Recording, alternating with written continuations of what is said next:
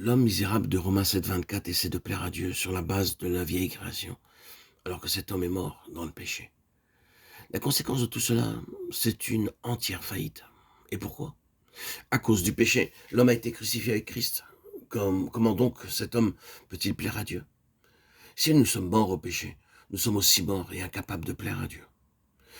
Nous avons du mal à saisir que la mort qui nous a émancipés de l'esclavage du péché nous a franchis aussi de la loi. Dès que nous cherchons par nos efforts à plaire à Dieu, nous nous replaçons sous la loi dans un domaine où la grâce n'opère pas. Romains 6,14. La grâce signifie que Dieu fasse quelque chose pour nous. La loi implique que nous fassions quelque chose pour plaire à Dieu. La délivrance de la loi ne signifie non pas que nous sommes désormais libres pour faire la volonté de Dieu, mais qu'un autre l'a fait en nous et à travers nous. Dieu savait que nous ne pouvions pas observer sa loi. Mais le problème, c'est que nous ne le savons pas.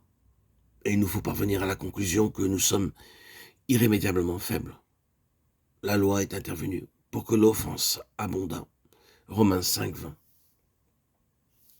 Un jour, nous voyons cela et pouvons confesser: je suis un pécheur de la tête aux pieds, et je ne peux rien faire pour plaire à Dieu.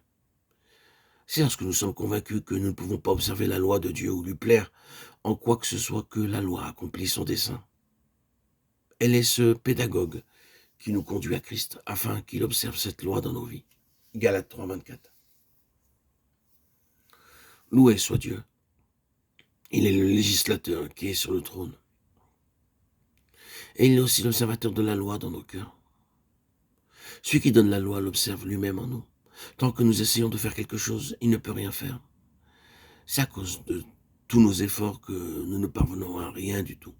Et jusqu'à ce que cela soit reconnu dans nos déboires et nos désillusions, ne cesseront jamais.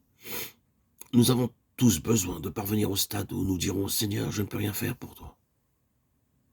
Que ce soit dans le domaine de mon salut ou de ma sanctification. Mais je crois que tu peux tout faire en moi.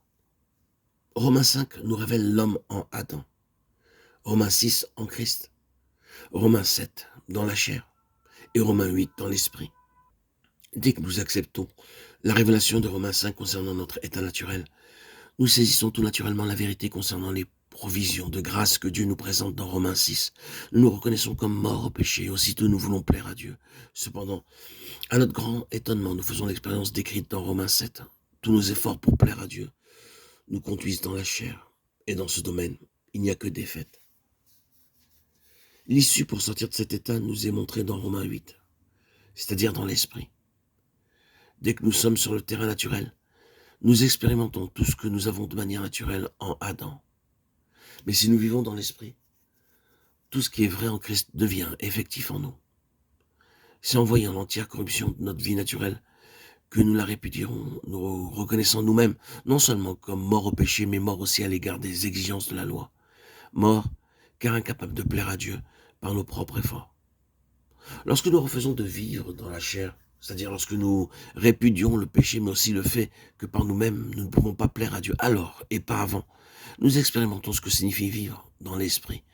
C'est en vivant dans l'esprit que nous découvrons que la croix devient réelle dans notre expérience.